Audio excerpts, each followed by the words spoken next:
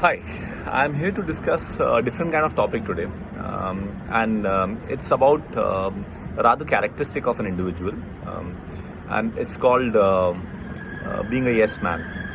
Uh, and we see that characteristic being acknowledged by a lot of bosses also. I'll not say leaders, but by bosses also.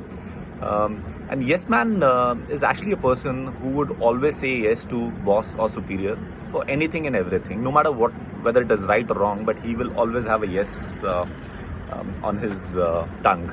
So a lot of bosses prefer having those kind of people also in their teams. So yeah, and primarily the reasons to that are basically two reasons to that. Either you don't want to get challenged or contradicted at all, even if it's for your own good in the longer run, or you let your ego command your mentality. So just give a thought on these two reasons, and these are the primarily two reasons because of which people prefer having yes man in the team. So either ways, either of the reasons, either ways, you ought to lose in the longer run. And I remember a very famous quote of my all-time favorite, Field Marshal Manik Shah, and he had once said that a yes man is a dangerous man.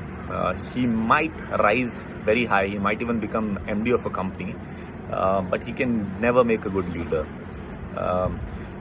He will be used by his superiors, disliked by his colleagues, and despised by his subordinates. So shallow the yes man. Very strong words, but I totally agree to this to the core. And I would also like to add to this, a yes man is not only dangerous to self, but to you as a leader too. Because he will never be honest in his suggestions to you, and you would never get a true feedback. You will never come to know, a true picture about your team and what exactly is the status in your team. Hence, it's very important to have people in your team who can, present the facts, the brutal facts, honestly in front of you.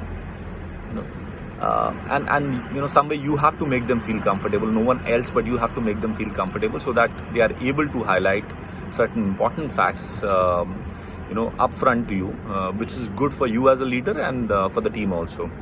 And I believe that for a friendly boss subordinate relationship, it's not important for him or her, for your teammate, to agree to whatever you say. They can be scope of dissent. That is very important. So yeah, lastly, for all yes man or women, I have a message: don't let your personality get killed for shorter gains.